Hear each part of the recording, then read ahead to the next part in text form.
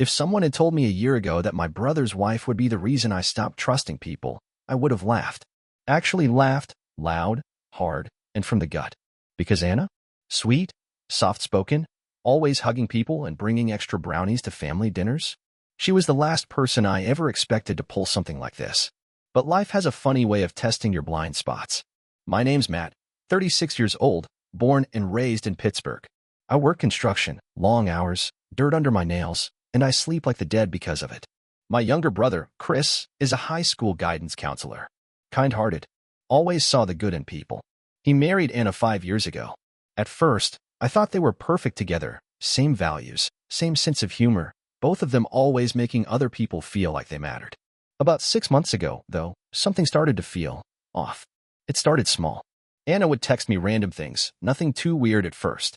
A funny meme, a question about a home project, a compliment on my Instagram photo saying I looked stronger lately. I chalked it up to her being friendly. We always got along. But then the tone shifted. More flirty, more personal. Things no wife should be saying to her husband's brother.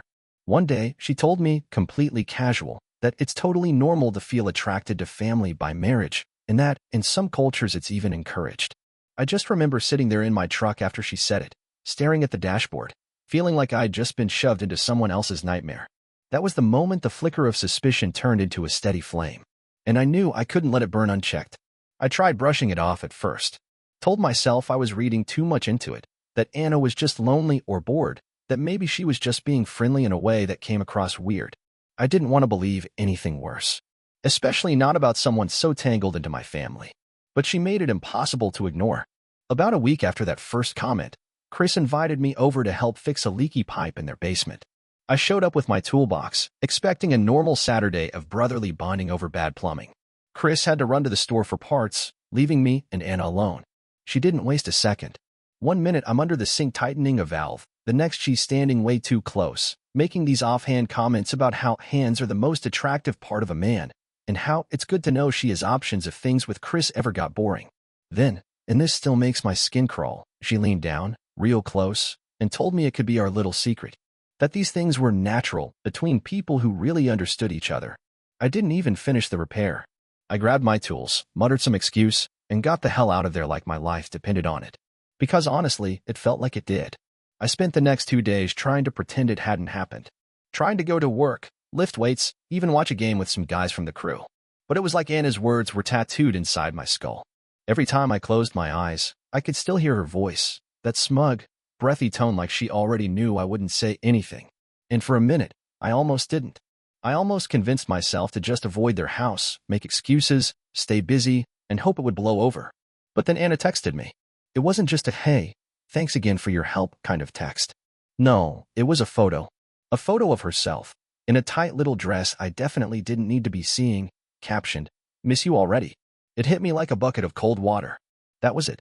That was the moment I realized this wasn't harmless flirting. This wasn't someone getting carried away. This was manipulation. Calculated. Deliberate. And she was daring me to either go along with it or stay silent. I wasn't playing that game.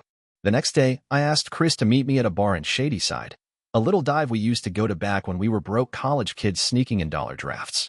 He showed up all smiles, thinking we were just catching up. And let me tell you, sitting across from him, seeing how happy and trusting he was, knowing what Anna was doing behind his back, it made my stomach turn. I didn't ease into it. I just said it. Told him Anna had crossed a line. Told him what she said, what she did. Showed him the text, because I knew without proof, it would just sound like jealousy or resentment. At first, he laughed. A short, nervous kind of laugh, like maybe he thought I was joking. Then he saw my face, saw the screenshot, and his smile collapsed. He asked me, dead serious, if I was sure, if I wasn't misinterpreting things, if maybe Anna was just being playful. But I could see the cracks forming already. Deep down, I think he knew. He just didn't want to know. He sat there, staring at the phone like it was a loaded gun. Finally, he said something I'll never forget. "We have to be smart about this." Not, "She would never do that." Not, "You're wrong." Not even, "I need to talk to her first." No, Chris was already planning. Because Anna had a history he hadn't told me about. A history of gaslighting, lying, playing the victim when she got caught doing things she shouldn't. And if she was bold enough to come after me, she was bold enough to do worse. That night, over 2 rounds of cheap beer, we came up with a plan. If Anna wanted to play games, we were going to play smarter. Way smarter. We knew we couldn't just confront Anna. If she felt cornered, she'd spin it. Play the victim. Maybe even turn it around on me. Claim I came on to her, that I misunderstood, anything to muddy the waters. No, if we wanted to beat her at her own game, we needed proof. Real proof. The kind no one could argue with. Chris suggested planting the bait. Not in some creepy or illegal way, but by giving Anna enough rope to hang herself. So we crafted a situation. Chris told Anna he had a weekend conference coming up. Said he'd be gone overnight. In reality, he booked a cheap motel across town, 15 minutes away, with me staying in his guest bedroom just in case things escalated. Before he left, Chris made a big show about needing me to come over and fix a broken door lock while he was away. Made sure Anna heard him say it. Made sure she knew I'd have a reason to be at the house alone. I didn't like the idea of being bait. Made my skin crawl, honestly. But the alternative, letting her keep manipulating, keep lying, that wasn't an option anymore. The day came. I showed up late afternoon with my toolbox, heart hammering so hard I thought Anna would hear it from the other side of the door. She greeted me with that same too-sweet smile that had started to make my stomach turn. "Come in," she said, all casual like nothing had ever happened. I kept it professional. Barely looked at her. Pretended to fiddle with the door while keeping my phone recording in my jacket pocket. State law allows one-party consent here, thank God. At first, she played it subtle. Offered me a drink. Made jokes about how we're practically roommates now. I stayed polite but cold. Uninterested. That's when she turned up the heat. Anna sat down on the couch behind me, crossed her legs, and started asking questions she had no business asking. Personal stuff. About my dating life. About whether I ever thought about what could have been if we'd met first. I kept my back to her, answering with one-word replies. Every instinct was screaming get out, but I forced myself to stay. Finally, she made her move. Said she missed feeling wanted. Said marriage didn't have to be a cage. Said people could love more than one person, and that she felt something real between us. I didn't even turn around. I just quietly packed up my tools, said I wasn't comfortable, and left. And when I met Chris back at the motel later that night, we sat in the parking lot, listening to the audio. Every sickening word. And we knew. This was enough. This wasn't just betrayal. This was war. After we listened to the recording, we just sat there in silence. Chris had his head in his hands, breathing slow and heavy like he was trying to hold himself together. I didn't say anything. What could I say? "I'm sorry" felt like an insult at this point. I kept thinking he'd break down. Maybe cry. Maybe get angry. Maybe throw his beer bottle across the parking lot. But instead, when Chris finally looked up at me, there was this cold clarity in his eyes I had never seen before. He wasn't broken. He was furious. But not the kind of fury that burns hot and loud. No, this was the dangerous kind. The kind that plans. "We're not just walking away from this," he said, voice low, steady. "She thinks she's smarter than us. Let's show her she's not." It wasn't about revenge. Not exactly. It was about taking back his dignity. About making sure Anna couldn't spin this into some sob story where she got sympathy and he got painted as the cold, distant husband who pushed her away. So we made a new plan. A real one. Chris was going to act normal for a little while. Sweet. Affectionate even. He'd keep his distance physically, but emotionally. He'd be the picture-perfect husband. The one who loves too much to see betrayal coming. Meanwhile, I would stay the hell away from both of them, except for prearranged excuses, family dinners, random drop-ins. Just enough to keep the illusion alive. Anna would think she had me under control, that she had her little secret tucked away nice and neat. And when she felt most secure, when she thought she'd won, that's when we'd strike.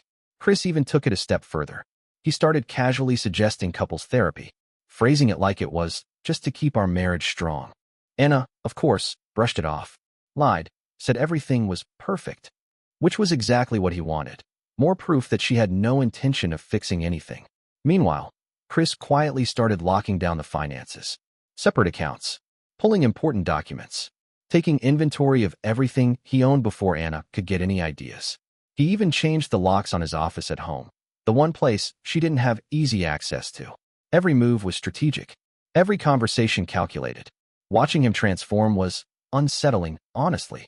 My baby brother, the soft-hearted kid who cried when his goldfish died, was now playing chess while Anna thought she was still playing checkers. There was just one more thing we needed before we pulled the trigger. One more move that would ensure Anna's lies exploded in her face. And when it came, it was even better and messier than we could have imagined. It all came together faster than we expected. A few weeks into the plan, Chris decided to host a casual get-together at their house. Nothing big, just family and a few close friends. Low-key enough that Anna wouldn't suspect a thing. She even seemed excited, probably thinking it was proof Chris was too oblivious to catch on. Chris asked me to be there, of course. Said he needed witnesses. Said it would be easier if Anna was caught off guard with people around. Less chance she could twist it into something private later. The night started normal. Too normal. Anna was playing the perfect hostess, flitting around offering drinks, laughing just a little too loudly at everyone's jokes. Chris kept close to her, affectionate, supportive, the picture of a husband who adored his wife and had no idea she was a snake in the grass. I hated every second of it. Around 9 o'clock, when everyone was relaxed, Chris made his move. He stood up, tapped his glass, and said he wanted to make a toast. Everyone quieted down, raising their drinks. Anna beamed at him, that smug little smile plastered on her face. And that's when Chris pulled out his phone. "I just want to raise a glass to my wife," he said, voice warm, "for reminding me what true loyalty means." There was an awkward little ripple of polite laughter. Then he clicked a button, and the audio started playing. The recording, right there, in the middle of their living room. Loud enough that no one could pretend they didn't hear. Anna's voice filled the air, flirtatious, suggestive, undeniable. Every disgusting word. You could feel the oxygen get sucked out of the room. Half the guests froze, drinks halfway to their mouths. A couple of people glanced nervously at each other. And Anna, oh Anna, her face went from confusion to horror in about 2 seconds flat. She stammered, tried to say it was taken out of context, that it was a joke, that we were twisting things. But it was too late. You can't unring a bell like that. You can't explain away that kind of betrayal when 20 people just heard it with their own ears. Chris didn't yell, didn't curse. He just looked at her, calm and almost pitying. "You taught me a lot, Anna," he said softly, tucking the phone back into his pocket. "Mostly about what love doesn't look like." And with that, he walked right out of the room, left her standing there in front of everyone, exposed, humiliated, with nowhere to run. It was one of the coldest, most beautiful things I've ever seen. And it wasn't even the end. The fallout started instantly. The second Chris walked out, Anna panicked. You could almost hear the switch flip inside her, from smug and confident to frantic and cornered. She looked around the room, probably searching for someone, anyone, to come to her defense. No one moved. Not a single person. If anything, people started quietly gathering their things, avoiding eye contact, slipping toward the door like they didn't want to catch whatever disaster she was about to unleash. I stayed rooted to the spot. I wanted to see it. All of it. Anna's voice cracked when she finally spoke, loud enough for the few remaining guests to hear, but shrill and desperate now. She said Chris was overreacting. Said she was lonely. Said he was never home. Said a bunch of half-truths tied up in crocodile tears. I didn't say a word. Neither did anyone else. And that silence? It was brutal. Anna turned on me next. Full blast. She accused me of leading her on, said I misunderstood friendly gestures, said it was my fault for being flirty whenever I helped around the house. That's when I realized she wasn't just trying to save herself. She was trying to burn me down too, if it meant clawing her way out of the wreckage. Too bad she didn't know Chris had prepared for that. From the very beginning, Chris had made sure he controlled the story. He'd quietly told his best friend, who happened to be there that night, about what was happening weeks before the reveal. Showed him the messages. Played him part of the recording. So when Anna started throwing wild accusations around, people already knew the truth. Her desperation reeked, and no one was buying it. After a few more minutes of blubbering, screaming, and empty threats, Anna finally realized she was alone. Actually, truly alone. She stormed upstairs, slamming doors like a teenager grounded for the first time in her life. I followed Chris outside. He was standing by his car, arms crossed, breathing in the cold Pittsburgh air like he hadn't tasted real oxygen in months. "You good?" I asked him, voice rough. He gave a humorless chuckle. "Better than I've been in a long time." We didn't say much else. Just stood there under the stars, two brothers who had just burned the last bridge to a toxic part of their lives. And even though it hurt, even though the whole night felt like getting your ribs broken from the inside, there was this tiny flicker of something I hadn't felt in a long time. Freedom. For a few blessed days after the blow-up, things were quiet. Too quiet, honestly. Chris stayed at my place for a bit, sleeping on my worn-out couch, just trying to recalibrate. He didn't talk much. Mostly sat with his coffee in the mornings, staring out my kitchen window like he was waiting for the other shoe to drop. And sure enough, it did. On the fourth morning, around 6:30 a.m., Chris's phone buzzed. I was pouring cereal, half asleep, when I saw the color drain from his face. "It's Anna," he said, voice flat. She wasn't apologizing. She wasn't begging. No, she was threatening.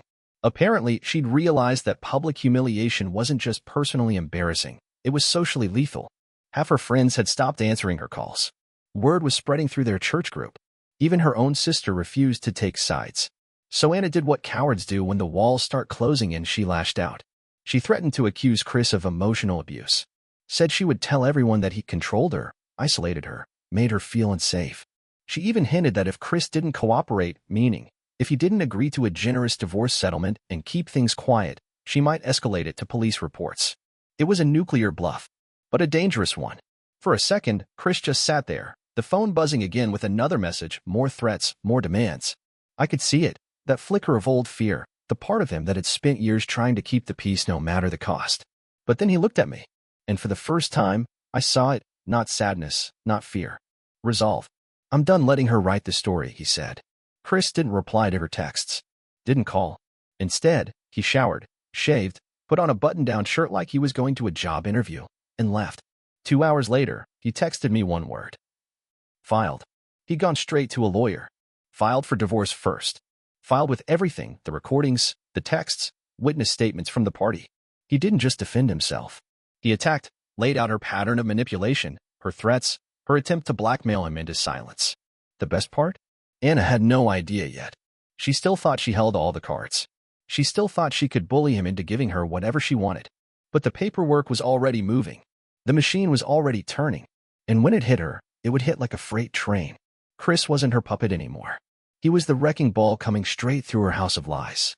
If you thought Anna would take the divorce papers quietly, you don't know people like her. The day she was officially served, she lost whatever thin grip she had left on reality. It started with the calls. First to Chris, then to me, then to mutual friends, family members, even Chris's boss. Crying, screaming, saying she was blindsided, saying Chris had betrayed her, painting herself as the ultimate victim. None of it stuck. Too many people had heard the recording. Too many people had seen the way she melted down at the party. Her fake innocence didn't have the same power it used to, and that made her even more dangerous. Anna's final move wasn't subtle. It wasn't clever. It was an ambush. One rainy Thursday night, maybe a week after the papers were served, Chris called me, voice tense, words clipped, told me Anna was trying to come by to talk. He didn't want to see her. Didn't trust himself not to lose his temper if he did. I told him to stay put, stay locked up, and I'd swing by to make sure everything stayed calm. When I got there, the driveway was empty. Good. But then a headlights. Anna's car, pulling up fast, almost reckless, tires splashing water everywhere. She barely put it in park before she was out of the car, storming toward the house. I stepped outside onto the porch before she could get to the door. She stopped a few feet from me, soaked, mascara running down her face, looking half crazed. She started shouting, saying Chris couldn't do this to her, saying I had poisoned him against her, saying it wasn't fair, that she deserved another chance. I told her calmly that Chris didn't want to speak with her, that legally, she needed to leave the property. That's when she tried the lowest move yet. She yanked out her phone, shoved it toward my face like a weapon. And there, already opened on the screen, was a text conversation, one she had clearly faked, trying to make it look like I had been flirting with her all along. Messages supposedly from me saying how beautiful she was, how I couldn't resist her. It was laughably bad. Wrong timestamps, wrong tone, screenshots obviously stitched together. But the sick part? She wasn't showing it to me. She was recording the confrontation, trying to bait me into reacting, into getting angry, maybe even laying a hand on her. Something she could spin into police involvement. Anything to claw back some power. I didn't take the bait. I didn't even flinch. I just stood there, arms crossed, and said loud enough for her phone to pick it up. "Nice try, Anna. See you in court." Then I turned and went inside, locking the door behind me. Through the window, I watched her scream at the empty night for a few more minutes before finally getting back into her car and peeling away into the darkness. The war wasn't over yet, but she'd just fired her last bullet and missed. It didn't take long after that for the hammer to fall. 2 weeks later, Chris got the call from his lawyer. Preliminary hearings were set. Anna had finally hired an attorney, some cut-rate guy with a reputation for messy, emotional cases. She was trying to fight the divorce, trying to paint herself as the wronged party, claiming emotional distress and mental cruelty. But it was already too late. The evidence was overwhelming. The recordings, the screenshots, the witness statements. Chris's lawyer was a shark, methodical, polite in court, but brutal in how she dismantled Anna's entire narrative. In the first hearing, Anna's lawyer tried to argue that Chris had alienated her from friends and family. Our lawyer calmly pointed out that it was Anna's own behavior and her recorded words that had alienated her. Anna's side claimed Chris was controlling and emotionally abusive. The judge asked for specific examples. They couldn't produce any, just vague feelings and accusations. Meanwhile, we had a timeline. We had proof of her lies. We had 15 witnesses willing to testify under oath that Anna had pursued me, not the other way around. By the end of the hearing, Anna looked like she was shrinking in her chair. It only got worse from there. Chris was granted a protective order, meaning Anna couldn't come near him, his job, or his new apartment. Financially, she got almost nothing. Chris kept the house, his car, his savings. The judge wasn't blind to the manipulation and refused to reward her for it. The best part? Anna had to cover part of Chris's legal fees. She'd tried to destroy him, and now she was paying for the privilege. I'll never forget the last moment in court. Anna, sitting there, red-eyed and hollow, as the judge signed the final decree. Chris standing tall, finally breathing without chains around his chest. When we walked out of that courtroom into the cool fall air, Chris didn't say anything at first, just tilted his face up toward the sky like he was soaking it all in. Freedom. For real this time. He turned to me eventually, cracked the first real smile I'd seen in months, and just said, "Let's get lunch. I'm starving." We laughed, long and hard, right there on the courthouse steps. Because sometimes, just sometimes, the good guys do win. Life didn't magically fix itself after the court papers were signed. There were days when Chris still looked like a hollowed-out version of himself. Nights when the silence of his apartment felt heavier than the betrayal he'd survived. Healing isn't clean. It's not some linear graph where every day gets a little bit better. Some days were good. Some days sucked. Some days he laughed again like the world hadn't ended. Other days, he'd go quiet, stare off into space, and I knew he was reliving every single lie Anna had ever told him. But the important thing? He kept moving forward. Slowly, stubbornly, he rebuilt himself. He started working out again, not because he was angry, but because it made him feel strong. He reconnected with old friends, real ones, not the fake social media smiles Anna had surrounded them with. He even picked up a new hobby, woodworking. Said it helped to build something real with his own hands after spending so long holding together something fake. As for Anna, last I heard, she moved 2 states away. Started over somewhere nobody knew her name or her past. Good riddance. Chris isn't dating yet. He says he's not ready, and honestly, I think that's brave. Some people jump straight into the next disaster because they're terrified of being alone. Chris is learning to be okay with himself first. As for me, I learned a few hard truths too. That family can be messy and ugly. That betrayal doesn't always come from the people you expect. And that sometimes, doing the right thing, the hard thing, costs you more than you thought you could bear. But it's still worth it. Every painful second.